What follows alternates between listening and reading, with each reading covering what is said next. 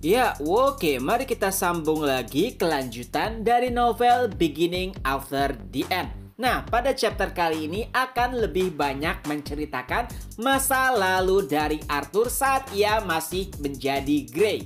Jadi intinya pada awal-awal chapter kita akan diperlihatkan bagaimana Arthur sedang berkonsultasi dengan kepala sekolah. Ia menanyakan apa yang harus dilakukan karena Grey atau Arthur tidak bisa mengumpulkan jumlah ki yang banyak. Lalu kepala sekolah pun memberikan saran, yaitu gunakan hal lainnya atau jangan terlalu berfokus kepada ki, tapi berfokuslah kepada hal lain yang bisa membantunya. Dan tentunya Grey memahami hal tersebut.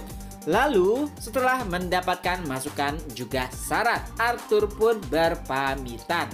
Tapi sebelum ia benar-benar meninggalkan kepala sekolah pun berkata, "Arthur, bagaimana pertemananmu dengan Cecilia?" Tapi nampaknya belum banyak perkembangan terkait dengan hal tersebut. Lantas Grey atau Arthur pun bertanya kepada kepala sekolah kenapa ia seperti memaksakan dirinya dan juga temannya yaitu Nico untuk bergaul dengan Cecilia.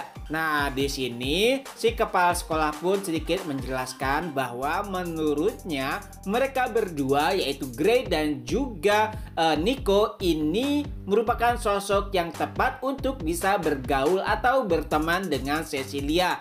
Karena nampaknya Cecilia agak sulit untuk mengontrol kekuatannya sehingga ada banyak orang-orang yang terluka karenanya.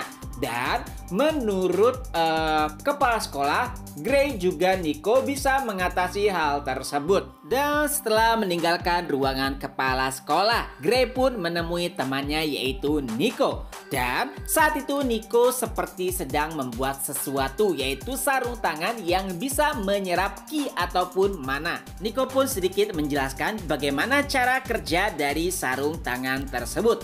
Dan beberapa saat kemudian saat Arthur dan juga Nico sedang bermain, ia pun mendapati jika Cecilia sedang membuat masalah lagi yang menyebabkan salah satu temannya terluka.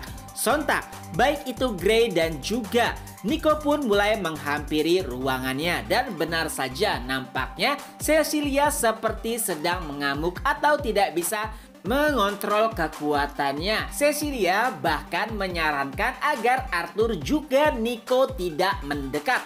Tapi Grey ataupun Arthur pun memiliki sebuah rencana. Dengan sarung tangan yang dibuat oleh Nico, ia pun mendekati Cecilia. Lalu ia pun memegang ataupun menyentuh perut dari Cecilia di mana sumber kinya berasal dari sana. Dan dengan sarung tangan tersebut Arthur ataupun Grey menyedot atau menghisap seluruh kinya dan alhasil Cecilia pun tumbang.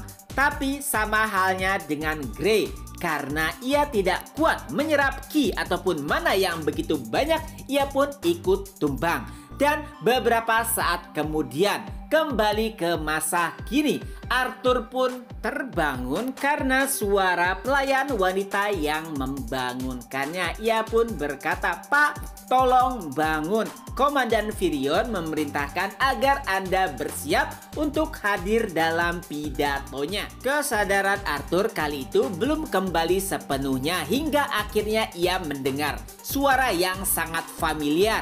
Suara tersebut berkata, "Biarkan aku yang membangunkannya." Dan ternyata itu adalah Byron, anggota Tombak yang pernah menjadi musuh Arthur. Karena 2 tahun yang lalu tepatnya Arthur membunuh adiknya yaitu Lucas. Tapi nampaknya kali ini baik itu Byron juga Arthur sedang menekan ego mereka masing-masing. Karena saat ini mereka dalam masa peperangan dan mereka berdua merupakan sekutu yang sangat berharga.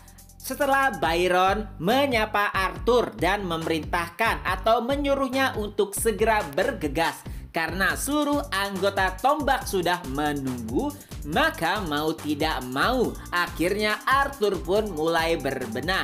Ia pun mulai membersihkan tubuhnya. Dan setelahnya salah seorang pelayan pun mendatangi Arthur dan berkata, "Tuan, tolong kenakan ini. Lord Aldir mempersiapkannya untuk Anda." Dan saat dibuka, ternyata itu merupakan pakaian atau baju zirah yang telah dipersiapkan oleh Aldir untuk Arthur agar ia memakainya saat upacara nanti. Ya, bisa dibilang rapat ataupun upacara yang pada intinya membicarakan terkait dengan peperangan karena armada pasukan Arakrian hampir mencapai dataran karena mereka berhasil menyeberang menggunakan perahu. Dan pada akhirnya Arthur pun mengenakan baju zirah yang telah disiapkan. Walaupun penampilannya sangat menakjubkan, di mana bahkan para pelayan mulai memuja penampilan Arthur, tapi nampaknya ia merasa tidak nyaman karena pergerakannya seperti dibatasi oleh baju besi tersebut. Tidak sampai di situ, untuk mempercantik penampilannya, Arthur bahkan diberikan sebuah pedang agar penampilannya nampak lebih sempurna. Dengan semua itu, akhirnya Arthur pun meninggalkan ruangannya dan bergegas menuju tempat pertemuan. Chapter pun berakhir. Nah, itulah kemungkinan kelanjutan dari novel Beginning After the End, di mana pada chapter mendatang kita akan melihat hal tak terduga karena pada akhirnya Arthur akan diangkat menjadi tombak yang baru. Oke, itu saja dulu. Ketemu lagi di next video. Bye-bye.